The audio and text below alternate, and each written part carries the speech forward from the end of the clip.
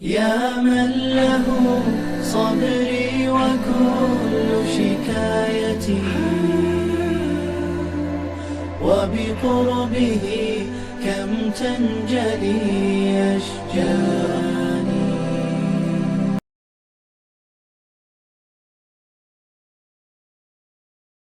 بسم اللہ الرحمن الرحیم وبہ نستعین وصلی اللہ علی حبیبہ سیدنا و مولانا محمد وعلی آلہ وصحبہ اجمعین.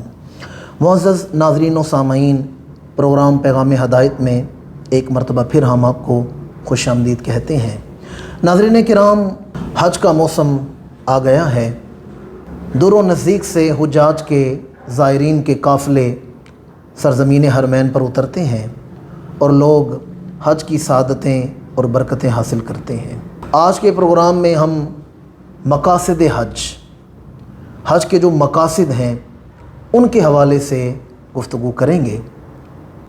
پہلے تو یہ دعا مانگیں کہ جو عالمی وبا ہے جس کی وجہ سے معتمرین یعنی عمرہ کرنے والے اور حجاج حج کرنے والوں کے لیے مشکلات ہیں اور پابندیاں ہیں، اللہ کریم انہیں دور فرمائے. قرآن مجید میں اللہ تعالیٰ فرماتا ہے وَاذْكُرُوا اللَّهَ فِي أَيَّامٍ مَّعْدُودَاتٍ، اور اللہ کو یاد کرو، اللہ کا ذکر کرو گنے ہوئے دنوں میں، یعنی مخصوص دنوں میں.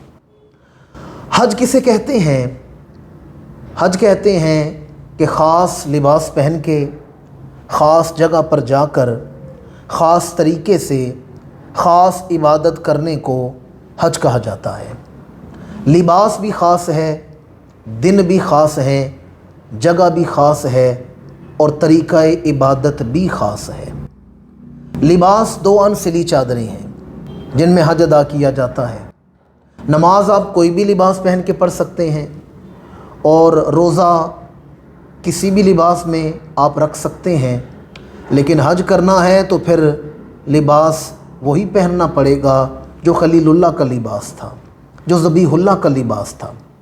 تو لباس بھی خاص ہے اور دن بھی خاص ہیں. نماز آپ دنیا میں کہیں بھی ادا کر سکتے ہیں، لیکن حج کرنا ہو تو حج صرف مخصوص دنوں میں ہی کیا جاتا ہے، عشرہ ذی الحج میں ہی کیا جاتا ہے اور جگہ بھی خاص ہے. نماز روزہ آپ کہیں بھی کر سکتے ہیں، مقیم ہو تو وہاں قربانی بھی کر سکتے ہیں، لیکن اگر حج کرنا ہو تو پھر حجاز مقدس پر جانا پڑے گا. حج منی، عرفات، مزدلفہ میں ہی جا کر ہوگا. حج کے لیے جگہ بھی خاص رکھی گئی ہے اور پھر طریقہ عبادت بھی خاص ہے. آپ دنیا کی کسی مسجد کا طواف نہیں کر سکتے، آپ کہیں بھی کسی ستون کو رمی نہیں کر سکتے، پتھر نہیں مار سکتے. تو خاص لباس پہن کر خاص دنوں میں خاص جگہ پر جا کر خاص عبادت کرنے کو حج کہا جاتا ہے. اللہ تعالیٰ فرماتے ہیں وَلِلَّهِ عَلَى النَّاسِ حِجُّ الْبَيْتِ مَنِ اسْتَطَاعَ إِلَيْهِ سَبِيلًا، اور اللہ کے لیے ہے انسانوں پر بیت اللہ کا حج جو وہاں پہنچنے کی استطاعت رکھتا ہے. حج ہر عاقل، بالغ، آزاد اور صاحب استطاعت پر زندگی میں ایک دفعہ کرنا فرض ہے. حج ایک دفعہ فرض ہے. امام الانبیاء جب یہ فرما رہے تھے کہ تم پر حج فرض کیا گیا تو ایک صحابی نے پوچھا یا رسول اللہ کہ ہم پر ہر سال حج فرض ہے؟ امام الانبیاء خاموش ہیں. پھر فرمایا تم پر حج فرض کیا گیا. دوبارہ پوچھا یا رسول اللہ کہ ہر سال حج فرض ہے؟ حضور خاموش ہیں. تیسری بار جب یہ فرمایا، تیسری بار پوچھا تو امام الانبیاء نے فرمایا نہیں، حج زندگی میں ایک ہی دفعہ فرض ہے.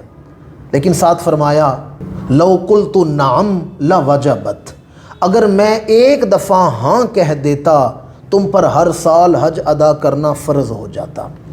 لو قلت نعم، میں ایک دفعہ ہاں کہہ دیتا، یعنی نبی امور تشریع میں اختیار رکھتے ہیں. حضور چاہتے تو ہر سال حج فرض ہو جانا تھا. تو حج زندگی میں ایک دفعہ کرنا فرض ہے. آج ہم حج کے طریقہ کار یا جو شرعی حدود ہیں یا مناسک ہیں ان پر تو گفتگو نہیں کریں گے. آج ہم مقاصد حج کا مقصد کیا ہے اس پر گفتگو کریں گے. حضرت جنید بغدادی رحمۃ اللہ تعالیٰ علیہ آپ سے ایک نوجوان ملنے کے لیے آیا اور کہنے لگا جناب میں حج کر کے آیا ہوں. آپ نے فرمایا یہ بتا جب تو گھر سے نکلا تھا تو حج کی نیت کے لیے نکلا تھا؟ اس نے کہا جی ہاں میں حج کی نیت کے لیے نکلا تھا۔ فرمایا حج کرنے کے لیے گھر سے کوچ کیا ہے، یہ بتا جب تو حج کر کے واپس آیا ہے تو تو نے گناہوں سے بھی کوچ کیا ہے یا نہیں کیا؟ گناہ چھوڑے ہیں یا نہیں چھوڑے؟ اس نے کہا جی نہیں گناہ تو نہیں چھوٹے، گناہ تو ہو جاتے ہیں کیونکہ انسان ہوں بشر ہوں، گناہ ہو جاتے ہیں۔ آپ نے فرمایا تو کہہ رہے میں حج کر کے گیا ہوں، تیرا تو ابھی حج کا سفر بھی شروع نہیں ہوا، تو نے تو ابھی آغاز سفر بھی نہیں کیا اور تو کہہ رہا میں حج کر کے بھی آ گیا ہوں۔ تو حج کا مقصد یہ ہے گناہوں سے بچنا۔ فرمایا جس چیز کو حرم کی حدود میں گناہ سمجھتا تھا اسے یہاں بھی گناہ سمجھا کر، جو وہاں گناہ تھا یہاں بھی گناہ ہے، وہاں جھوٹ بولنا گناہ تھا یہاں بھی گناہ ہے، وہاں بد نگاہی کرنا گناہ تھا تو یہاں بھی گناہ ہے۔ تو حج کا مقصد ہے اللہ کا قرب۔ امام الانبیاء نے فرمایا جس نے حج کیا اور حج میں کوئی گناہ نہیں کیا اور نہ گالی گلوچ سے کام لی ہے، کیونکہ وہاں پر لاکھوں کی تعداد میں اجتماع ہوتا ہے تو طرح طرح کی مشکلات پریشانیاں آ جاتی ہیں، سفر کی صعوبتیں ہیں اور پھر طرح طرح کے معاملات وہاں دیکھنے میں آتے ہیں، بھئی سامان اٹھانا یا کمرہ تاخیر سے ملنا یا سواری کا لیٹ ہو جانا اور پھر رش والی جگہ، یہ معاملات وہاں آ جاتے ہیں۔ تو فرمایا جو حج کرے اور حج کے دوران کوئی گناہ نہ کرے اور گالی گلوچ سے بھی کام نہ لے، فرمایا ایسا آدمی جب حج کر کے واپس آئے گا تو گناہوں سے اس طرح پاک اور صاف ہو جائے گا جیسے ایک دن کا بچہ ہوتا ہے، جیسے ابھی اس کی ماں نے اسے جنم دیا ہے، سارے گناہ معاف ہو جائیں گے۔ اور فرمایا جس نے حج کیا جب وہ حج کر کے لوٹتا ہے اللہ اسے بھی بخش دیتا ہے اور اس کے صدقے 400 گناہ گاروں کو اللہ بخشش عطا فرماتا ہے، یعنی حاجی کو 400 گناہ گاروں کی شفاعت کا حق دیا جائے گا۔ تو حج کا مقصد اللہ کا قرب ہے، اللہ کی یاد ہے۔ دیکھیں جب بندہ حج کرنے کے لیے نکلتا ہے تو تسبیحات پڑھی جاتی ہیں، تکبیرات پڑھی جاتی ہیں اور تلبیہ پڑھا جاتا ہے، اور وہاں جو طواف کیا جاتا ہے تو ہر چکر میں دعائیں مانگی جاتی ہیں، صفا مروہ کی دعائیں ہیں اور سبز میلوں کے درمیان دوڑنے کی دعائیں ہیں، مقام ابراہیم کی دعائیں ہیں، منا میں دعائیں ہیں، عرفات میں ہیں، مزدلفہ میں ہیں۔ تو حج آغاز سے انتہا تک سارا اللہ کی یاد کا نام ہے۔ حاجی دنیا سے کٹ جاتا ہے اور مخصوص دنوں میں وہ صرف اللہ کی یاد میں ہی زندگی گزارتا ہے، پھر وہ اللہ کا ہی ہو کے زندگی گزارتا ہے۔ تو حج کا پہلا مقصد ہے گناہوں سے بچنا اور واپس آ کر بھی اپنے آپ کو گناہوں سے بچا کے رکھنا، اور حج کا دوسرا مقصد ہے اللہ کا ہو جانا، اس کی یاد میں زندگی گزارنا۔ اور حج کا تیسرا مقصد کیا ہے؟ وَمَن يُعَظِّمْ شَعَائِرَ اللَّهِ فَإِنَّهَا مِن تَقْوَى الْقُلُوبِ، وہاں جا کر بندہ اللہ کی نشانیاں دیکھتا ہے اور ان کا ادب کرتا ہے دلوں کے تقوی کی وجہ سے۔ فَإِنَّهَا مِن تَقْوَى الْقُلُوبِ، دلوں کے تقوی کی وجہ سے۔ اب وہاں پر اللہ کی نشانیاں ہیں، مثلا وہاں پر پہلی نشانی ہے ان الصفا والمروہ من شعائر اللہ، بے شک صفا پہاڑی اور مروہ پہاڑی یہ دونوں اللہ کی نشانیاں ہیں۔ اب اگر میں ایک ایک نشانی پر گفتگو کروں تو سارا وقت اسی میں گزر جائے گا۔ یہ صفا مروہ اللہ کی بہت بڑی نشانیاں ہیں اور خود بیت اللہ اللہ کی بہت بڑی نشانی ہے۔ قرآن مجید اٹھا کر دیکھیں، اللہ فرماتا ہے یہ بیت اللہ یہ ہدایت دیتا ہے، اس میں لوگوں کے لیے ہدایت ہے، یہ کھلی نشانی ہے، یہ اللہ کا گھر ہے۔ اور دوسری نشانی فرمایا مقام ابراہیم اللہ کی بہت بڑی نشانی ہے، فیہ آیات بینات مقام ابراہیم، فرمایا یہ مقام ابراہیم آیات بینات میں سے ہے، یعنی کھلی نشانیوں میں سے ہے، اللہ کی واضح نشانیوں میں سے ہے۔ اور مقام ابراہیم کیا ہے؟ ایک پتھر ہے، اور وہاں پر جناب ابراہیم علیہ السلام کے قدموں کے نشان ہیں، اور اللہ نے قرآن میں حکم دیا ہے وَاتَّخِذُوا مِن مَقَامِ إِبْرَاهِيمَ مُصَلَّى، مقام ابراہیم کو مصلی بنا لو۔ آج بھی جب عمرہ کرنے والے یا حج کرنے والے جاتے ہیں، جب بھی بیت اللہ کا طواف کیا جاتا ہے 2 نفل مقام ابراہیم کے پڑھے جاتے ہیں۔ اگر تو مقام ابراہیم کے پاس جگہ مل جائے تو ٹھیک ہے، ورنہ آپ مسجد حرام میں کہیں بھی وہ نوافل ادا کر لیں، وہ نفل ادا ہو جائیں گے۔ تو وہ جو 2 نفل ہیں جنہیں واجب الطواف، اور اگر نفلوں کا وقت ہے مثلا عصر کے بعد یا کوئی ایسا وقت ہے جب نفلی عبادت نہیں کی جا سکتی، تو اس وقت وہ نفل نہیں پڑھے جائیں گے، اور اگر نفلی عبادت کا وقت ہو تو پھر وہ نفل ادا کیے جائیں گے۔ تو اللہ تعالیٰ نے فرمایا مقام ابراہیم کو مصلی بنا لو۔ کیوں مصلی بنا لیں؟ چونکہ اس پر خلیل اللہ کے قدم لگے ہوئے ہیں۔ میں سوچتا ہوں یہاں خلیل اللہ کے قدم لگے ہیں تو مصلی بنا ہے، اور جہاں حبیب اللہ کے قدم لگیں تو امام الانبیاء نے فرمایا جعلت لی الارض مسجدا و طہورا، اللہ نے میری خاطر ساری زمین کو مسجد کا رتبہ عطا کر دیا ہے اور پاک بنا دی ہے۔ امام الانبیاء کے قدم لگنے سے ساری زمین پاک ہو گئی ہے اور زمین کو مسجد کا رتبہ عطا کیا گیا ہے۔ جہاں خلیل اللہ کے قدم لگیں وہاں مصلی بنتا ہے، اور جہاں حبیب اللہ کے قدم لگیں وہاں مسجد بنا دی جاتی ہے۔ وَاتَّخِذُوا مِن مَّقَامِ إِبْرَاهِيمَ مُصَلًّى۔ اچھا، مقام ابراہیم بھی ایک خاص عزت و شرف والا پتھر ہے کہ وہاں جو مکتبہ فکر کے لوگ ہیں ویسے تو وہ تبرکات کے قائل نہیں، ان چیزوں کے وہ قائل نہیں، لیکن انہوں نے بھی مقام ابراہیم کو زمین پہ نہیں رکھا ہوا، بلکہ اس کے نیچے ایک ستون ہے، اوپر شیشے کا بکس ہے، اوپر سونے کا کلش لگا ہوا ہے۔ آپ فوٹیج دیکھ سکتے ہیں انٹرنیٹ پر۔ تو اے پتھر، یہ تو بتا تجھے لگا کیا ہے کہ تجھے اس قدر ادب کا مقام دیا جا چکا ہے؟ تو مقام ابراہیم بزبان حال کہتے ہیں مجھے کچھ نہیں لگا، بس میں نے خلیل اللہ کے قدموں کو چوم لیا ہے، میں نے ابراہیم کے قدموں کو چوم لیا ہے۔ تو اللہ والوں کی جو نسبت اور یادگار ہے وہ اللہ کی نشانی بن جاتی ہے۔ وَمَن يُعَظِّمْ شَعَائِرَ اللَّهِ، اور فرمایا فِيهِ آیاتٌ بَیِّنَاتٌ، یہ مقام ابراہیم ہماری کھلی نشانی ہے۔ حالانکہ اللہ تو قدموں سے پاک ہے، وہاں پر اللہ کے تو قدم نہیں، وہاں تو خلیل اللہ کے، اللہ کے نبی کے قدم ہیں، پر جس چیز کی نسبت اللہ کے نبی کے ساتھ ہو جائے وہ چیز اللہ کی نشانی بن جاتی ہے۔ اور پھر سب سے بڑی نشانی جو وہاں موجود ہے وہ ہے حجر اسود۔ یہ اللہ کی بہت بڑی نشانی ہے۔ حجر اسود کے بارے میں بے شمار احادیث ہیں۔ ایک حدیث مبارکہ میں ہے، فرمایا گیا ھذا یمین اللہ، یہ دنیا میں اللہ کا دایاں ہاتھ ہے۔ یاد رہے اللہ تعالیٰ کا ہاتھ ہمارے ہاتھ کی طرح نہیں، یہ پنجے والا ہاتھ نہیں۔ قرآن مجید کی بعض آیات میں اللہ کے ہاتھ کا ذکر ہے اور احادیث مبارکہ میں بھی اللہ کے ہاتھ کا ذکر ہے، تو اس سے مراد یہ ہمارا ہاتھ نہیں، یعنی اس کی طرح کا ہاتھ نہیں، وہ ہاتھ جو اس کی شان کے مطابق ہے۔ سورہ ملک میں فرمایا تبارک الذی بیدہ الملک، ید عربی زبان میں ہاتھ کو کہتے ہیں، اور ایک جگہ فرمایا ید اللہ فوق ایدیہم، تو اس سے مراد وہ ہاتھ ہے جو اس کی شان کے لائق ہے، وہ جو دست قدرت ہے۔ تو فرمایا ھذا یمین اللہ، یہ دنیا میں اللہ کا دایاں ہاتھ ہے۔ امام زرقی نے اسے بیان کیا ہے اور اخبار مکہ میں ہے کہ اللہ نے صحابہ کرام سے فرمایا تھا جس نے میرے محبوب کے ہاتھ میں ہاتھ رکھ کر بیعت کی ہے اس نے اللہ کی بیعت کی ہے۔ انما یبایعون اللہ الذین یبایعونک انما یبایعون اللہ، جس نے رسول اللہ کے ہاتھ پر بیعت کی اس نے اللہ کے ہاتھ پر بیعت کی۔ اور حجر اسود کو بھی اللہ کا دایاں ہاتھ کہا گیا ہے، تو جو حجر اسود کو چھو لیتا ہے اس نے اللہ اور اس کے رسول کی بیعت کر لی ہے، اسے اللہ اور اس کے رسول کی بیعت کی برکت نصیب ہو جاتی ہے۔ فرمائے یہ دنیا میں اللہ کا ہاتھ ہے۔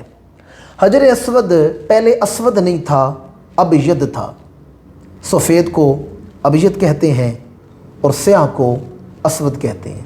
یہ ابید تھا، یہ جناب آدم علیہ السلام کے ساتھ دنیا میں آیا تھا، اور رات کے وقت اس سے نور نکلتا تھا، روشنی چھنتی تھی۔ تو یہ سفید پتھر ابید من اللبن، دودھ سے زیادہ سفید تھا، تو پھر یہ سیاہ کیسے ہو گیا؟ حالانکہ یہ سفید تھا تو سیاہ کیسے ہو گیا؟ تو یاد رکھیں امام الانبیاء نے فرمایا جو کوئی حجر اسود کا بوسہ لیتا ہے یا اسے استلام کرتا ہے تو حجر اسود اس کے سارے گناہ چوس لیتا ہے، اسے فلٹر کرتا ہے، اس کے سارے گناہ چوس لیتا ہے۔ لوگوں کی گناہ چوس چوس کر سفید پتھر سیاہ ہو گیا ہے۔ اور ایک حدیث مبارکہ میں ہے جس نے حجر اسود کا بوسہ لیا یا استلام کیا، استلام بھی سلام سے ہے، یعنی اسے دور سے سلام کیا جاتا ہے اور پڑھا جاتا ہے بسم اللہ والحمد للہ واللہ اکبر۔ تو جو حجر اسود کا استلام کرتا ہے یا اس کا بوسہ لیتا ہے، فرمایا قیامت کے دن یہ پتھر اس کی شفاعت کرے گا۔ باب فتح سے نکلیں، یہ صفا مروہ کی طرف سے نکلیں تو سامنے ایک پہاڑ ہے اور اس کے بالکل دامن میں ایک 2 منزلہ عمارت ہے جو سیدہ آمنہ کا گھر تھا، جہاں ہمارے آقا کریم کی ولادت ہوئی، مولد شریف، وہاں مکتبۃ المکرمہ کے نام سے لائبریری بنا دی گئی۔ تو وہ جس پہاڑ کے دامن میں ہے اسے جبل ابی قبیس کہا جاتا ہے، اور پہاڑوں کی تاریخ کا یہ پہلا پہاڑ ہے جبل ابی قبیس۔ جب اللہ نے پہاڑ بنائے تو پہلا پہاڑ جبل ابی قبیس بنایا گیا۔ بعض نے کہا وہاں نبیوں کی قبریں ہیں۔ تو جبل ابی قبیس ایک بہت بڑا پہاڑ ہے۔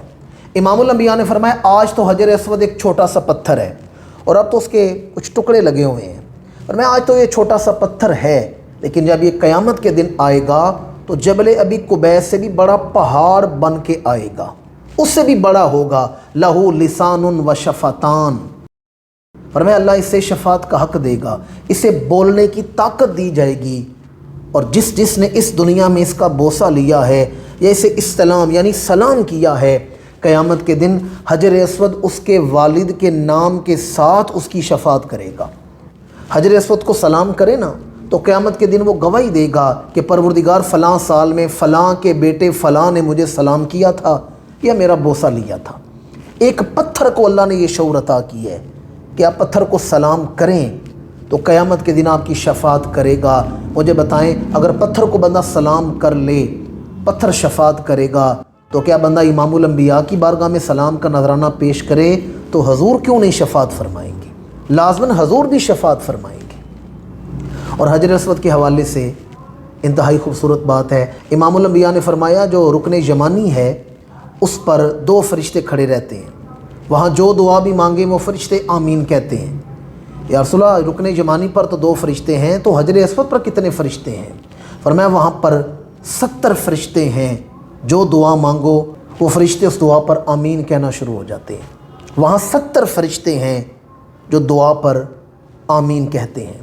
اور حجر اسود کی فضیلت ہم کیا جانیں، حجر اسود کی حقیقت ہم کیا جانیں، یہ تو اللہ کے رسول ہی جانتے ہیں۔ یہی وجہ ہے کہ امام الانبیاء حجر اسود کے قریب کھڑے رو رہے تھے۔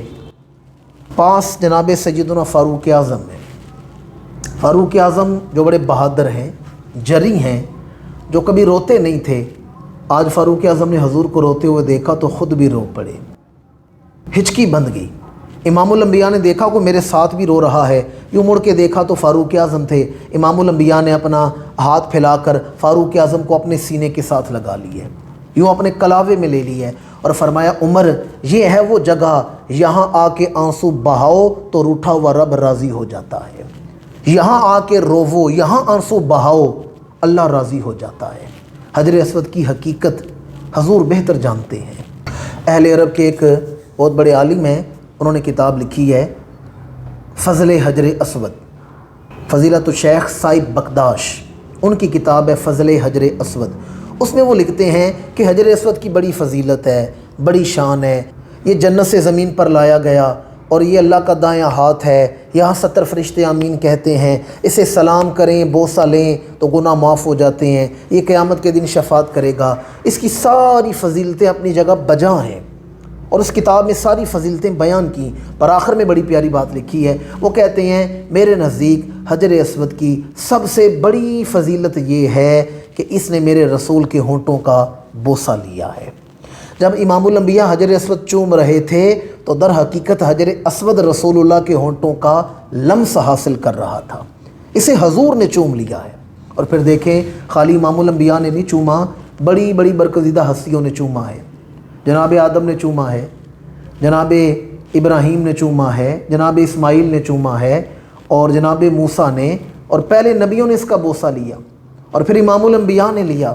جناب صدیق اکبر نے چوما، فاروق اعظم نے چوما، جناب عثمان غنی نے چوما، حضور حیدر کرار نے چوما، عبد الرحمن بن عوف نے چوما، ابو عبیدہ بن الجراح نے چوما، خالد بن ولید نے چوما، طلحہ نے چوما، سعید نے چوما، سعد نے چوما، جناب بلال حبشی نے چوما، حضرت سلمان فارسی نے چوما، جلیل القدر صحابہ نے چوما، اور پھر تابعین نے چوما، عبداللہ بن مبارک نے چوما، امام بخاری نے چوما، امام اعظم ابو حنیفہ نے چوما، امام مالک نے چوما، امام شافعی نے چوما، امام احمد بن حنبل نے چوما، تاجدار بغداد نے چوما، شہنشاہ نقشبند نے چوما، حضرت داتا گنج بخش علی حجویری نے چوما، تاجدار گولڑا پیر میر علی شاہ صاحب نے چوما، امام ربانی نے چوما، خواجہ خواجگان حضرت خواجہ غریب نواز، خواجہ معین الدین چشتی اجمیری نے چوما، تو جس پتھر کے نبیوں نے بوسے لیے، صحابہ نے، اہل بیت نے، تابعین نے چوما،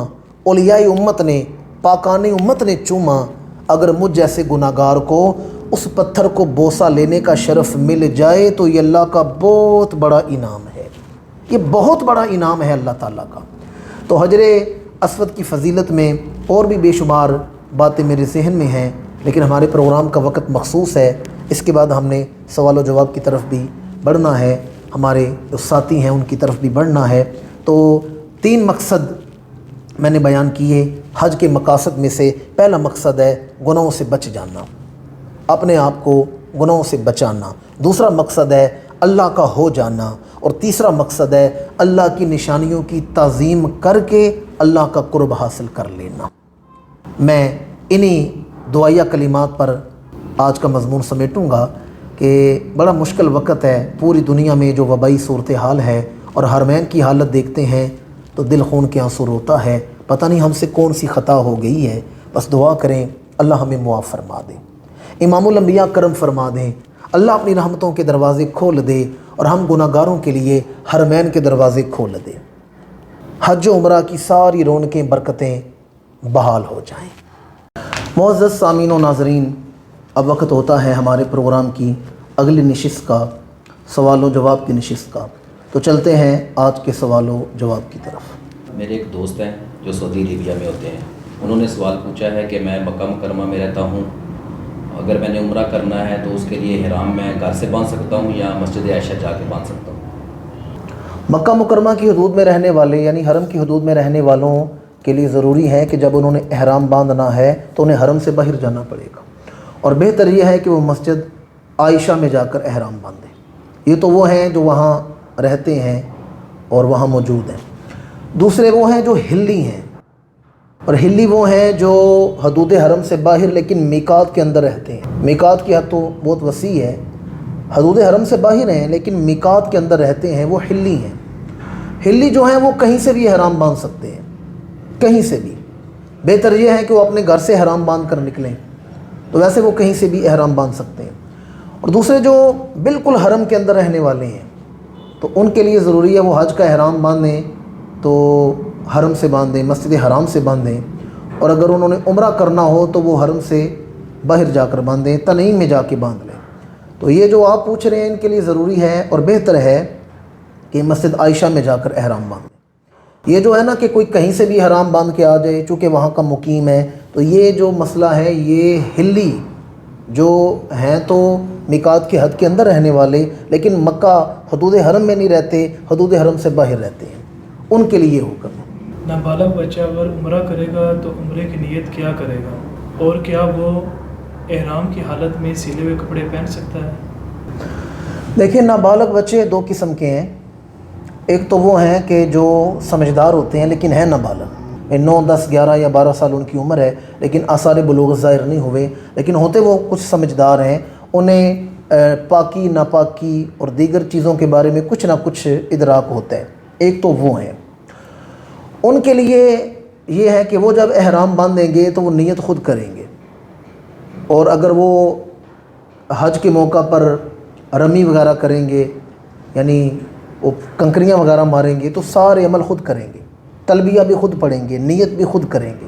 اور دوسرے وہ ہیں جو کم سمجھ ہیں یعنی چھوٹی عمر ہے، 4 سال 6 سال چھوٹی ان کی عمر ہے، انہیں اتنے مسائل کا بھی علم نہیں، تو وہ جب احرام باندھیں گے تو ان کی احرام کی جو نیت ہے وہ ان کا ولی کرے گا، مطلب والد ساتھ گیا ہے یا چچا گیا ہے یا بڑا بھائی ہے، وہ ولی نیت کرے گا، اور جو نیت کے الفاظ ہیں وہ احرمت عن فلاں، آگے فلاں کی جگہ اس کا نام لے لیا جائے گا، جیسے احرمت عن محمد زبیر، عن عبد الرحمن، اس کی طرف سے وہ نیت کرے گا۔ اور تلبیہ میں بھی اسی طرح لفظ بولے جائیں گے، لبیک عن فلاں، آگے تلبیہ میں بھی اس کا نام لیا جائے گا عن فلاں، تو اس کا ولی کرے گا۔ اگر بچہ کم سمجھ ہے تو اس کا تلبیہ بھی اس کا ولی پڑے گا اور اس کی نیت بھی، اور یاد رکھیں نیت دل کے ارادے کا نام ہے، زبان سے کہہ لینا مستحب ہے، وہ اگر دل میں بھی نیت کر لینا تب ہی اس کی نیت قبول ہو جائے گی۔ اور دوسرا آپ نے پوچھا کہ نابالغ بچے کا احرام کیا وہ اس میں سلے ہوئے کپڑے پہن سکتا ہے؟ تو یاد رکھیں بچہ، نابالغ بچہ سمجھدار ہو یا کم سمجھ ہو، دونوں صورتوں میں اس نے ان سلا ہی احرام باندھنا ہے۔ وہ جو تہبند ہے اور جو اوپر کی چادر ہے وہی باندھا جائے گا۔ احرام ہے ہی ان سلے دو چادروں کا نام ہے۔ لیکن اگر کوئی احرام کی حالت میں سلے ہوئے کپڑے پہن لے کوئی نابالغ بچہ تو اس پر دم واجب نہیں آئے گا، اس پر دم نہیں ہوگا۔ اسی طرح اگر نابالغ بچہ کوئی کمی کر دیتا ہے حج کے موقع پر یا کوئی عمل ٹھیک نہیں کرتا مناسک حج میں سے تو اس پر کوئی دم واجب نہیں ہوگا، اور اگر وہ خدا نخواستہ اپنا حج فاسد کر دیتا ہے تو اس کی وجہ سے اس پر حج کی قضا نہیں ہوگی، نہ کوئی کفارہ ہوگا۔ تو نابالغ بچہ نیت دیکھا یہ جائے گا کہ وہ بچہ سمجھدار ہے تو خود کرے گا، اگر بہت زیادہ چھوٹا ہے کم سمجھ ہے تو اس کا ولی اس کی نیت کرے گا، اور احرام دو انسلی چادریں ہی اسے پہنائی جائیں گی۔ طواف کے لیے وہاں سے 7 دانوں والی تسبیح ملتی ہے، اس کے اوپر چھلا لگا ہوتا ہے، کیا وہ پہن کر طواف کیا جا سکتا ہے؟ یاد رکھیں جو چیز بطور زیور پہنی جائے، یہ جو مردوں کو سونا حرام ہے یا پیتل یا چاندی کا جو زیور ہے وہ ممنوع ہے، اس کے لیے دیکھا جائے گا اگر تو وہ تحلی یعنی بطور زیور استعمال کیا جاتا ہے تو وہ ممنوع ہے، وہ منع کیا گیا ہے جسے بطور زیور استعمال کیا جائے۔ زیور یعنی وہ چیز جسے بطور زینت استعمال کیا جاتا ہے، اس کی شریعت میں ممانعت ہے۔ یہ جو 7 دانوں والی تسبیح کے ساتھ چھلا ہوتا ہے جسے انگلی میں ڈال لیا جاتا ہے، اسے بطور زینت نہیں استعمال کیا جاتا، نہ بطور زیور استعمال کیا جاتا ہے، تو وہ شمار کرنے کے لیے وہ تسبیح پکڑی جاتی ہے جسے ہمیں چکر یاد رہیں شمار کرنے کے لیے، تو اس کی اجازت ہے، وہ کوئی حرام یا کوئی مکروہ چیز نہیں ہے۔ اگر بطور زیور کوئی چیز پہنی جائے اس پر شریعت کی حد ہے، اسے بطور زیور یا زینت نہیں استعمال کیا جاتا، یہ تو ضرورت کے تحت استعمال کی جاتی ہے، اس کی شریعت میں اجازت ہے۔ معزز سامعین و ناظرین، اب پروگرام کے اختتام کا وقت ہوتا ہے۔ آج کا وظیفہ سماعت فرما لیں۔ کسی دوست نے وظیفہ پوچھا ہے کہ اگر اولاد نافرمان ہو اور گھر میں جھگڑے بہت زیادہ ہوں، نا اتفاقی بہت ہو، تو اس کے خاتمے کے لیے کوئی وظیفہ بتا دیں۔ تو اس کے خاتمے کا وظیفہ یہ ہے کہ آپ نے گھر کی خواتین جو آٹا گوندتی ہیں وہ آٹا گوندیں تو اس آٹے پر 3 دفعہ سورہ یاسین پڑھیں، 7 دفعہ سورہ مزمل پڑھیں، اور 3 دفعہ چہار کل، وہ آخری 4 صورتیں جو لفظ کل سے شروع ہوئیں، قل یا ایھا الکافرون، قل ھو اللہ احد، قل اعوذ برب الفلق، اور قل اعوذ برب الناس، اور 3 دفعہ آیت الکرسی، یہ پڑھ کے پھر آٹا گوندیں اور اس سے روٹی بنا کر کھائیں، اور جو روٹی بچ جائے اسے ناپاک جگہ پر نہ پھینکیں بلکہ صاف ستھری جگہ پر جہاں پر پرندے اسے کھاتے ہوں وہاں پر ڈال دیں، تو انشاءاللہ اس وظیفہ کی برکت سے اولاد بھی نافرمانی سے محفوظ ہو جائے گی اور گھریلو جھگڑے بھی ختم ہو جائیں گے۔ آٹے پر 3 دفعہ سورہ یاسین، 7 دفعہ سورہ مزمل، 3 دفعہ چہار کل اور 3 دفعہ آیت الکرسی، یہ پڑھ کے پھر آٹا گوندیں تو انشاءاللہ اس کی برکتیں شامل حال ہوں گی۔ اسی کے ساتھ آج کے پروگرام کا وقت مکمل ہوتا ہے، ہمیں اجازت دیجیے۔ اللہ تعالی ہمارا حامی و ناصر ہو، اللہ تعالی پاکستان کا حامی و ناصر ہو۔ السلام علیکم ورحمۃ اللہ تعالی وبرکاتہ۔ يا من له صبري وكل شكايتي وبقربه كم تنجلي أشجار